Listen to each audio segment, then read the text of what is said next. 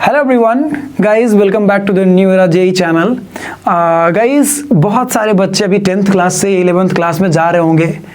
मेरे लिए आप छोटे भाई बहन, मैं आपको बता दूं अपने बारे में पहले, यदि आप मुझे पहली बार देख रहे हो तो गाइस, मैं आईआईटी बीएचयू से ग्रेजुएट हूं। मैं एक आईआईटीएन हूं, ठीक है, सो कॉल्ड आईआईटीएन, ठीक है। उसके अलावा मैं सुपर 30 और जवाहर नवोदय विद्यालय मतलब ऐसे स्कूल से पढ़ा हूँ और सुपर 30 के सेंटर से मैं पढ़ा हूँ।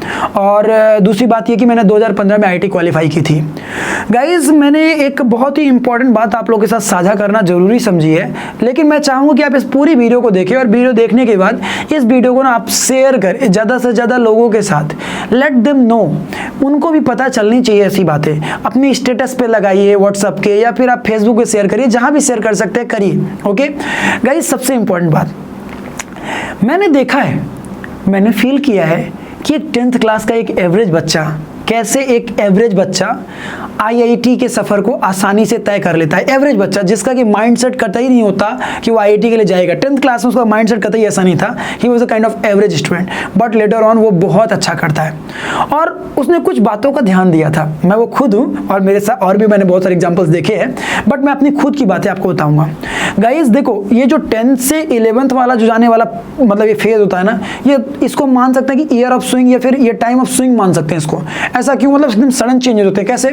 देखिए, 10th क्लास में जो अपना माइंड का स्टैंडर्ड होता है, जो हमने हमारा ब्रेन कैपेसिटी होती है, उसके अकॉर्डिंग नंबर ऑफ चैप्टर्स होते हैं, या उसके अकॉर्डिंग चैप्टर्स की मतलब एक तरह से देखा जाए तो टफनेस लेवल या फिर जो मैच्योरिटी लेवल चाहिए होती है, ठीक है ना। लेकिन जब हम जैसे ही ये मार्च और मई के बाद जब अपन 11th हो जाते हैं तो फटाक से हमें चैप्टर्स क्या मिलते हैं? 11th के स्टैंडर्ड के। लेकिन माइंड का जो ग्रोथ होता है वो 1 महीने 2 महीने में, ऐसा तो कोई सडन ग्रोथ होता नहीं है। वहां पे आपको देखने को मिलता है कि 10th क्लास में यदि आपको 4 या 5 टॉपिक मिल रहे थे तो वहां पे आपको 25 से 30 टॉपिक मिलते हैं, ठीक है ना, सेम सब्जेक्ट में। यदि यहाँ पे आपको टोटल पूरा मिला करके सब कुछ मान लो मिल रहे थे 10 टॉपिक या 15 टॉपिक 20 टॉपिक, तो वहाँ अकेले मिलते 60 टॉपिक। ये सारी चीजें, और फिर जो स्टैंडर्ड वो तो माशाअल्लाह ही होता है, ठीक है। सो बच्चों को ना यहाँ पे आपको ये बात समझना होगा कि देखो, 10th का प्रिपरेशन का पैटर्न, 10th में पढ़ाई करने का तरीका एक अलग है। 11th के प्रति सोच रखना, 11th के प्रति आगे बढ़ना, 11th का पैटर्न आपका डिफरेंट होना चाहिए। यदि आप 10th के पैटर्न पे ही चलते रहेंगे, I was the topper of school, मैं स्कूल का टॉपर था, मेरे को जो मैम थी, संज्ञा मैम थी, वो बहुत अच्छा लड़का मानती थी, and now I will be the topper of 11th class, तो no, you will not be the topper, you will be loser. Clear है? ये चीज आपको समझनी पड़ेगी, क्योंकि मेरे स्कूल में भी हुआ है, बहुत सारे 10th के टॉपर बाद में लूजर बन के निकले हैं, ठीक है ना। और मैं अपनी क्लास का बिलो एवरेज या एवरेज बच्चों में से एक था, तो मैं आगे चल करके टॉपर बन के निकला हूँ, ठीक है। सो यही बात है जो हमें समझनी होगी। जब 10th से अपन 11th में जा रहे हैं ना, अपन को सारे कॉन्फिडेंस, सारी गुंडागर्दी सब दूर रखनी है। गुंडागर्दी का मतलब कॉन्फिडेंस वो वाला, अरे हमारा 10 CGPA है, हमारा 99%, अरे देखो ना वो प्रिंसिपल जो है ना, वो मेरे अलावा ना किसी से बात नहीं करते, मतलब प्रो लड़का। ये चीज़ आप इग्नोर करिए। आपको ये समझना होगा कि 11th में जाने पर आपको किन बातों पे ध्यान देना होगा। जैसे मेरे साथ क्या था, मैंने 9 किलोमीटर पैदल चला, लेकिन मैं 10th से 11th में जब गया ना, तो मैं उस टाइम पे बैठा नहीं। मैं उस टाइम को क्रैश कोर्स मैंने किया, 2 महीने का शॉर्ट क्रैश कोर्स किया तो 1-1.5 महीने ही था, लेकिन उसमें मैंने बहुत कुछ सीखा। मैंने फिजिक्स के 3 चैप्टर सीखे, लॉजिकली 3 से 4 चैप्टर मुश्किल से। वैक्टर सीख लिया था, काइनेमेटिक्स में मोशन इनवर्टी सीख लिया था, प्रोजेक्टाइल के बारे में थोड़ा बहुत, और रिलेटिव मोशन तो पता ही नहीं था होता है क्या है, ठीक है ना। वर्क पावर एनर्जी थोड़ा बहुत जाना, थोड़ा बहुत क्योंकि आधे में बंद हो गया था तो उसको तो जाना नहीं। एनएलएम थोड़ा डील किया था अच्छे से, फ्री बॉडी डायग्राम बनाना सीखा था। ये टॉपिक्स आप लोग भी जानोगे आगे चल के। ये सारे टॉपिक्स ना मुझे अपने आप में डिफरेंट स्टूडेंट बना दिए, क्योंकि मैंने इनको सीरियसली ले लिया। मैं ये बात इग्नोर कर चुका था कि 10th में मैं कैसा बच्चा था, मैं 11th में मुझे क्या करना, मैं ये डिसाइड कर चुका था। क्योंकि मानिए ना मानिए, जो 11th होता है ना, ये आपको ना ये डिसाइड नहीं करता कि इससे कितने क्वेश्चन आएंगे आईआईटी जेईई में, ये डिसाइड करता है कि तुम्हारे आईआईटी जेईई में कितने मार्क्स आएंगे।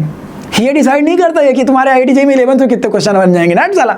अरे भाई, बिना इसके, बिना मैकेनिक्स के, बिना किसी भी जो टॉपिक जो 11th में पढ़ाए जाते हैं, इनके बिना हेल्प के आपका 12th 0 है। आप ये मान के चलिए, जो बच्चे ये मान के चलते हैं 11th is the rest year and 12th is the work year, मतलब वो ऐसा थॉट चलता है, पिछले 10 सालों से चलता आया था कि भैया 10th के बाद जब 11th जाते हैं ना, तो बढ़िया क्लास में जो कुसुम रहती है उसको देखते हैं, बढ़िया समझ लो ना। और आर्ट्स वाले जो लड़के रहते हैं, दोस्त हो जाते हैं अपने, बढ़िया एकदम कॉमर्स वाले, तो भाई क्या बात है भाई, ठीक है ना, अंडी मुर्गी बनाते रहते स्कूल में, ये सब चीज़ें चलती हैं 11th क्लास में। जब 12th आता तो फिर बोर्ड। यार एक्चुअली ये चीज़ अपने माइंड में क्यों लेके चलना? यदि हमारा IIT सच में एम है, यदि हमारा नीट सच में एम है, तो just be serious from where. जैसे तुम्हारा 10th क्लास ओवर हुआ, मतलब आज यदि ओवर हो रहा है तो तुम्हें आज से सीरियस होना चाहिए और तुम्हें आज से कुछ डिसाइड करके आगे बढ़ना चाहिए।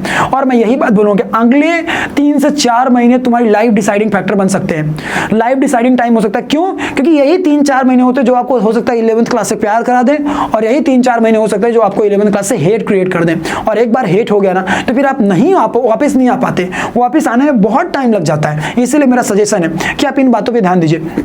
मैं एक एवरेज बच्चा था, ये मैटर नहीं करता।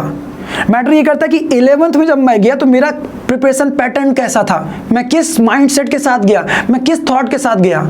वहीं पे कुछ बच्चे ऐसे थे जो कि टॉपर थे, ठीक है ना, 10th क्लास के टॉपर थे, लेकिन वो इस माइंडसेट से गए कि हम तो टॉपर हैं, हम तो जानते हैं कि भैया क्या होता है, हमें तो बस अच्छी सी राइटिंग में आंसर लिखना है और हमारी जो मैडम है ना, संज्ञा मैडम, वो तो नंबर हमको ही देंगी, प्रिंसिपल साहब तो हमारे बिना साला चाय नहीं पीते हैं। तो सिंपल सा लॉजिक है, ये चीज़ें 11th में नहीं होती हैं और IIT में तो खासकर ये सब चीज़ें वैल्यू नहीं देती हैं।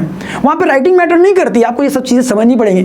11th क्लास का एक जो दिमाग होता है उसको वहीं छोड़ के बस वहाँ से कुछ अच्छी अच्छी चीज़ें हमें लेकर के, और 10th क्लास का जो दिमाग था उसको वहीं छोड़ो और वहाँ से ना कुछ अच्छी चीजें निकाल के उसको लेकर के 11th क्लास में जाओ। क्लियर है? जैसे घर में जब नई नई बहू आती है ना तो सारी निगेटिविटी छोड़ करके ऐसा एक्सपेक्ट करते हैं अपन, वो बात लगे पूरी निगेटिविटी लेके आती है, लेकिन ऐसा छोड़ते हैं, मतलब ऐसा एक्सपेक्ट करते हैं अपन कि जब आएगी वो चावल पे लात मारते हैं ना, मतलब फिर ऐसा एंटर करती है। जब सेम पैटर्न में तुम्हें 11th में एंटर करना चाहिए विद पॉजिटिव माइंडसेट, और ये सोच करके कि मैं ना एक टॉपर हूँ ना मैं एक लूजर हूँ, फ्रॉम हेयर मैं कितनी मेहनत करता हूँ, अगले 2 साल बाद चीज़ें डिसाइड हो जाएंगी।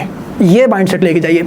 और गाइस यदि चैनल पे नए हैं, आप 10th क्लास से 11th में जा रहे हैं, तो आपको मैं बता दूं कि आपको बहुत सारे चैप्टर्स 11th के फ्री ऑफ कॉस्ट इस चैनल में पढ़ाए जाने वाले हैं। आपकी IIT JEE की तैयारी में अगले 2 साल में आपको मदद करने वाला हूँ बहुत ज़्यादा। तो गाइस यदि इस चैनल पर नए हैं तो चैनल को सब्सक्राइब कर लीजिएगा, क्योंकि हो सकता है यहाँ से पढ़ाई हुई यदि एक टॉपिक भी आपको IIT JEE या नीट में मदद कर दी तो लाइफ सेटल है। क्लियर है? Thank you, love you all, take care.